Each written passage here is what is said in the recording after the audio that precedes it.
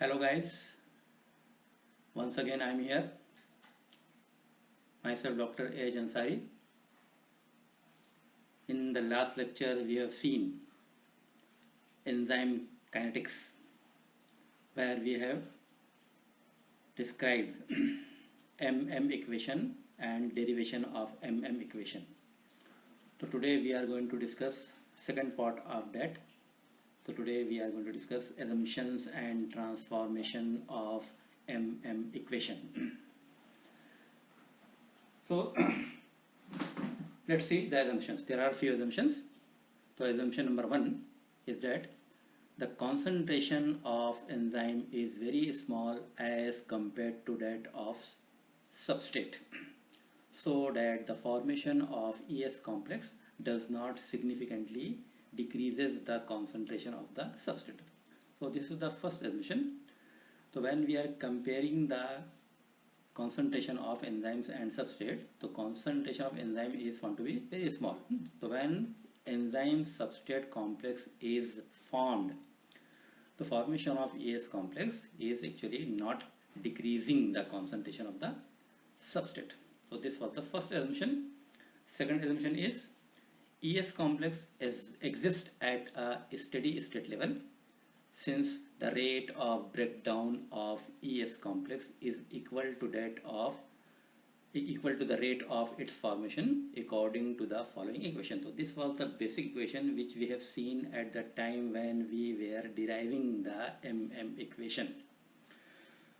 So in that equation we have seen what is steady state level. So at this level, rate of formation of ES complex is equal to the rate of its breakdown. This means that there will be no change in the concentration of ES complex with time. Third assumption is that the value of K3 in the above equation. This is the above equation. This is the above equation. In this equation, the value of K3 is very small relative to the value of K1. So this will be small, this will be more as compared to this. Since the equation is examined at an early stage of the enzyme catalyzed reaction. So this is a very important point. At the time when we were deriving the MM equation, I have told you that the equation was considered at its early stage. That's why K3, which is going to form the product, is very small, as we are considering this equation at early stage. So K3 there will be very small. So the value of K3 does not significantly change the concentration of ES complex.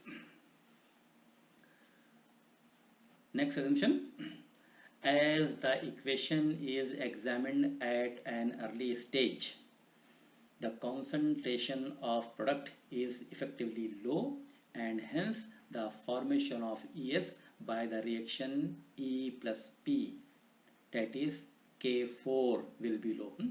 So that part of that basic equation which we have seen just now, in that part whatever path is going towards the formation of product, it will be very low. Why? Because we are considering that equation at its early stage. So at early stage K4 will be low and P formation will be low, product formation will be low. This is an essential rate assumption and implies to only that product which is absent at the start of the reaction. So when we are considering that equation at its early stage, so at that time P, which is absent at the start of the reaction, and the amount of P formed with time is too small to give rise to a significant reverse reaction, that is K4. So as P formation is very low, product formation is very low, so the reverse reaction where we are actually getting ES complex by E plus P. We are talking about K4. So the chances of this reaction will also be very low. So this is the most important assumption of the MM equation. And then we will coming toward the last assumption. Although the step in which product is formed, that is K3, is fast, it is not so much slower than the alternate reaction in which E and S are released from the enzyme substrate complex. That is K3, K2, sorry, that is K2. That is K3 is greater than K2 as the reaction where product is formed. What I am talking about is that where product is formed, reaction is very fast. Reaction is very fast, that is K3. But when we are considering this equation at its early stage, so the amount of product will be low, and thus the E and ES complex may be considered to be at equilibrium. So actually this assumption was adopted by Briggs and Haldane and is distinguished from the MM assumption, Michaelis-Menten assumption.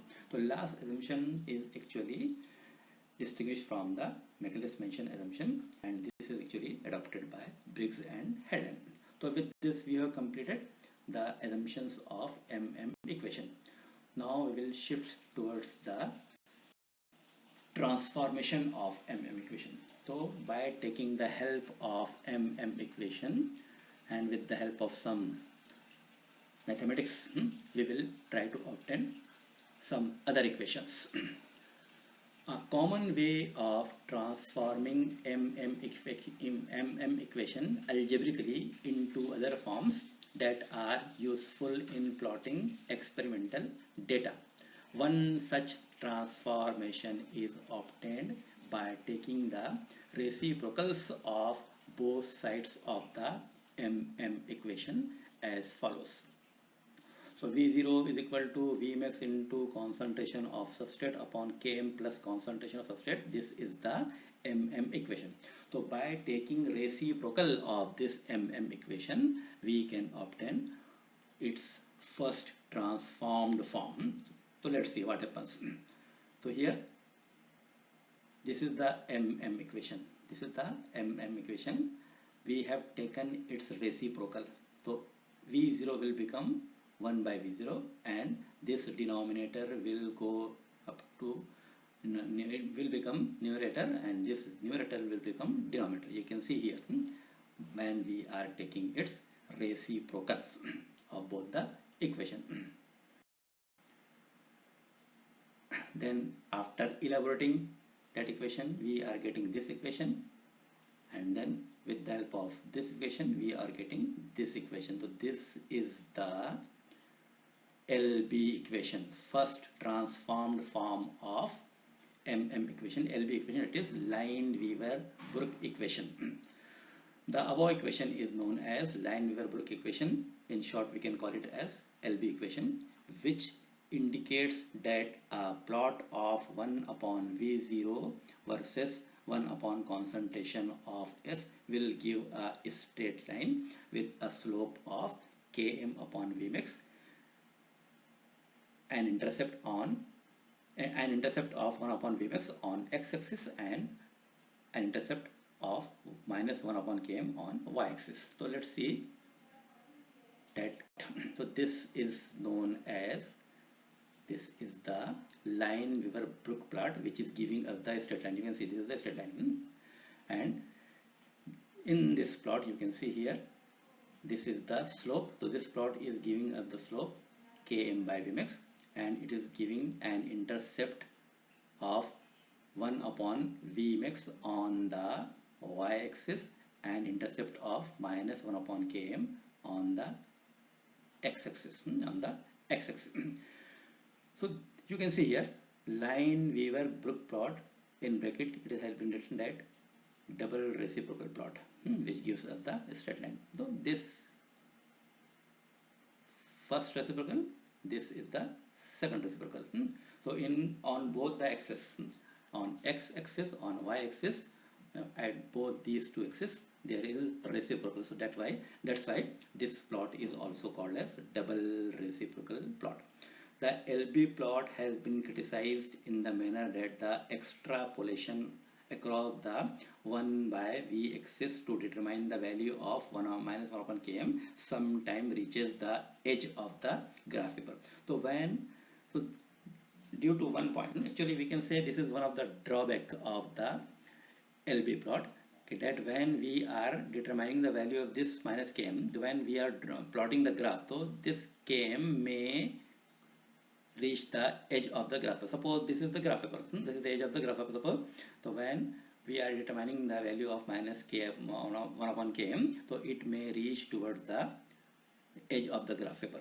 So due to this one small weak point, this LB plot has been criticized by some of the enzymologists of that time.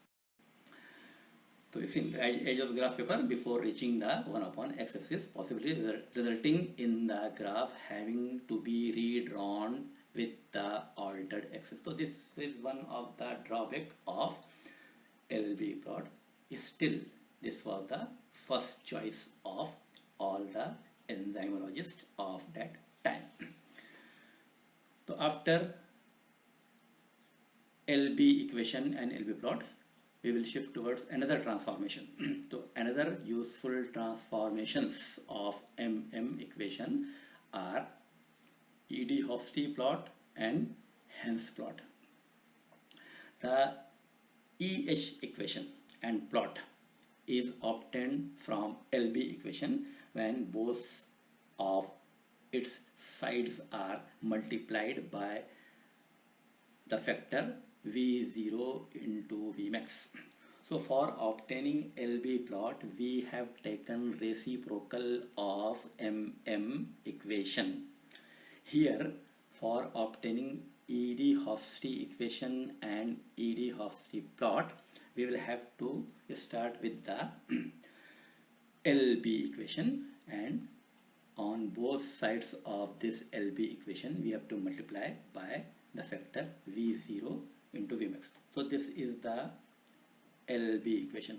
This is the LB equation. Then we have to multiply both sides by Vmax.